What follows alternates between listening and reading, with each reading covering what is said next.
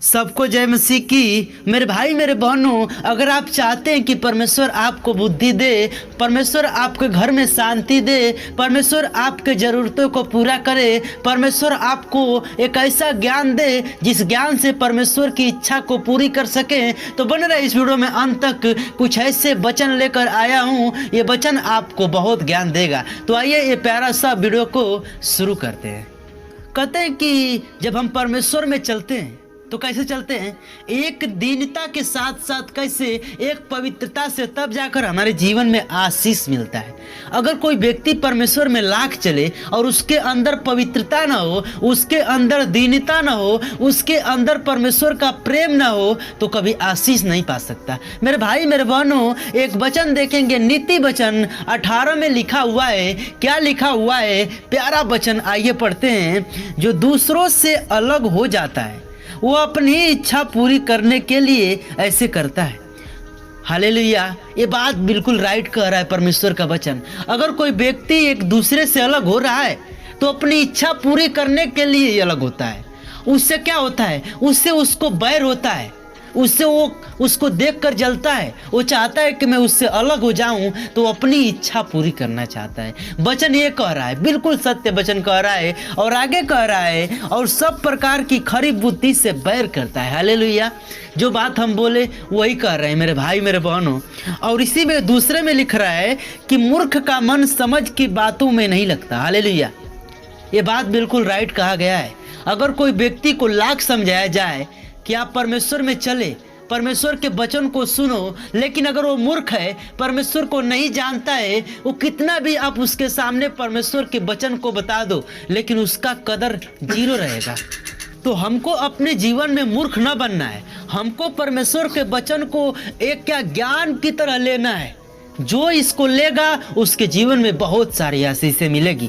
और कह रहा है कि वह केवल अपने ही मन की बात प्रकट करना चाहता है। हालेलुया, ये बात जो सत्य कह रहा है कि मूर्ख सिर्फ आपको अपनी बात सुनाना चाहेगा, लेकिन आप उसको कितना भी अच्छी बात बताएंगे, लेकिन उसके माइंड में पहले ही मूर्खता वाली बात घुस गई है, तो आपको मूर्खता ही सिखाएगा।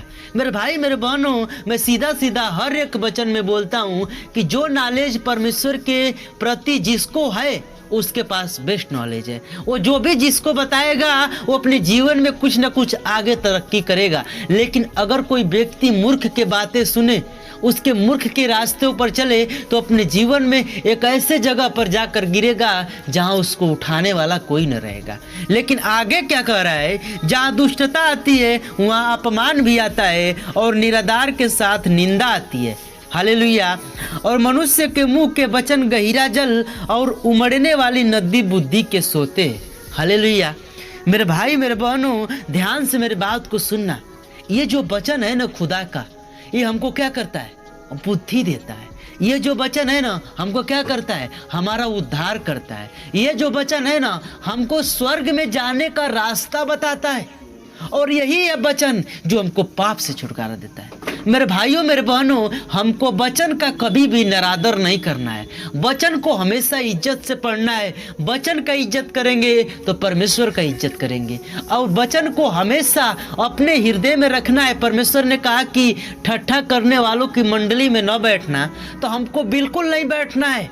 हमको परमेश्वर में चलना है, उसके साथ बैठना है जो लोग परमेश्वर के लोग हैं। क्योंकि वहाँ बैठेंगे तो कुछ ऐसे बातें सीखेंगे, कुछ ऐसे वचन सीखेंगे जो वचन आपके जीवन में चंगाई को लेकर आएगा, जो वचन आपके जीवन में एक नई बुद्धि को उत्पन्न करेगा। तो मेरे भाई मेरे बहनों, मैं इस मैसेज से सिर्फ यही बताना चाहता हूँ कि आप अपने जीवन में हमेशा परमेश्वर के वचन को अगर अपने अंदर रखेंगे, तो ना तो आपके घर में झगड़े होंगे, ना तो आपके घर में लड़ाई होगी। घर में झगड़े लड़ाई जानते हो क्यों होता है?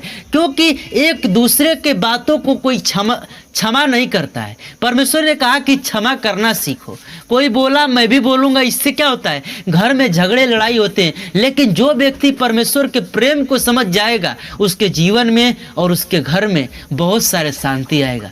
तो आज के मैसेज को यहीं तक, मिलते हैं नेक्स्ट वीडियो में। तब तक सभी मसीह भाई बहनों को यीशु के नाम से जय मसीह की। आमीन।